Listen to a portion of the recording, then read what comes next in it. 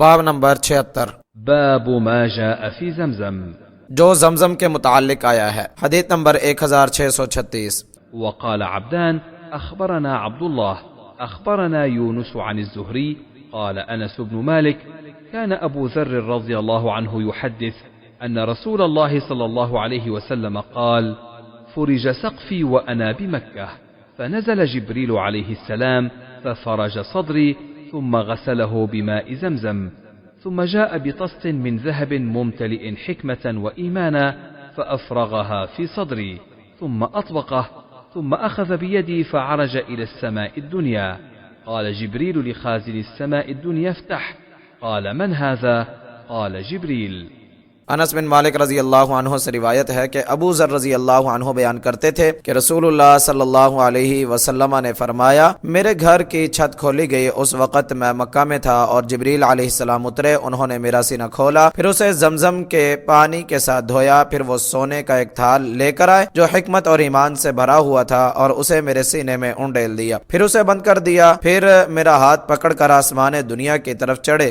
جبریل علیہ السلام نے آسمان دنیا کے دربان سے کہا: دروازہ کھولو۔ اس نے کہا: یہ کون ہے؟ کہا: جبریل ہوں۔ حدیث نمبر 1637۔ حدثنا محمد هو ابن سلام أخبرنا الفزاري عن عاصم عن الشعبي أن ابن عباس رضي الله عنهما حدثه قال: سقيت رسول الله صلى الله عليه وسلم من زمزم فشرب وهو قائم. قال عاصم: فحلف عكرمة ما كان يومئذ إلا على بعير.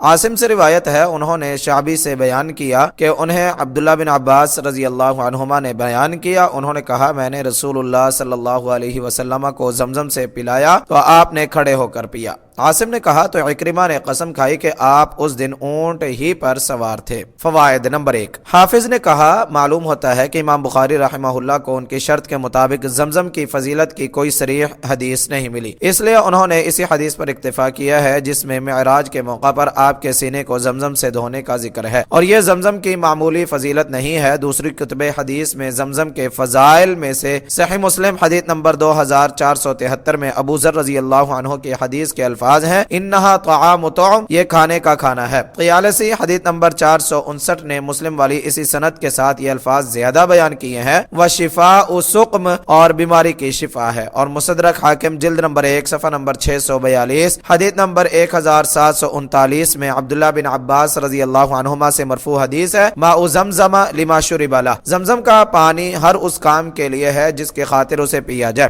اس کے راویوں کی توثیق کی گئی ہے، مگر اس روایت کے متصل یا مرسل ہونے میں اختلاف ہے۔ زیادہ صحیح بات یہ ہے کہ یہ مرسل ہے۔ فتح الباری۔ حافظ نے پھر اس کے شواہد ذکر کیے ہیں۔ سنن ابن ماجہ حدیث نمبر 3062 میں مروی اس حدیث کو شیخ البانی رحمہ اللہ نے صحیح کہا ہے۔ نمبر 2، حج کے موقع پر آپ صلی اللہ علیہ وسلم کے زمزم پینے کی حدیث لانے سے اس کی فضیلت بھی معلوم ہوئی، اور یہ بھی کہ اس موقع پر زمزم پینا حج کی سنتوں میں سے ہے۔ نمبر 3، عکرمہ نے قسم کھا کر یہ بات ان حدیث کی پیش نظر کے ہی ہے جن میں رسول اللہ صلی اللہ علیہ وسلم نے کھڑے ہو کر پانی پینے سے منع فرمایا ہے، مگر جب شعبی نے عبداللہ بن عباس رضی اللہ عنہما سے بیان کیا ہے کہ انہوں نے رسول اللہ صلی اللہ علیہ وسلم کو زمزم پلایا اور آپ نے کھڑے ہو کر پیا، اور شعبی بلا شک و شبہ ثقہ ہے، تو کوئی وجہ نہیں کہ ان کی روایت نہ مانی جائے۔ رہی وہ بات کہ آپ اس دن اونٹ پر سوار تھے تو آپ نے کھڑے ہو کر زمزم کیسے پی لیا، تو ابو داود حدیث نمبر 1881 میں عکرمہ عن ابن عباس مروی ہے کہ آپ نے اونٹنی بٹھائی اور 2 رکعتیں پڑھی، اور اس دوران آپ نے کھڑے ہو کر زمزم پیا ہوگا۔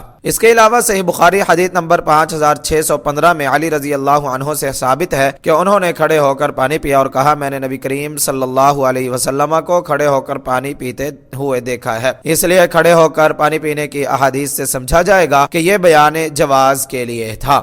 فتح الباری۔ یا یہ کہ بیٹھنے کے لیے مناسب جگہ نہ ہو تو کھڑے ہو کر پی سکتے ہیں۔ نمبر 4، رسول اللہ صلی اللہ علیہ وسلم نے آل عباس کے زمزم کھینچ کر لوگوں کو پانی پلانے کے عمل کی تعریف کرنے کے باوجود خود رسی پکڑ کر نہیں کھینچا، کیونکہ اگر آپ یہ کام کرتے تو ہر شخص اسے سنت سمجھ کر بجا لانے کی کوشش کرتا، پھر آل عباس کو کون پانی کھینچنے دیتا۔ نمبر 5، یہ بھی معلوم ہوا کہ ضرورت کے لیے گھر میں پانی جمع کیا جا سکتا ہے، جیسا کہ عباس رضی اللہ عنہ نے فضل رضی اللہ عنہ کو گھر سے پانی لانے کے لیے کہا۔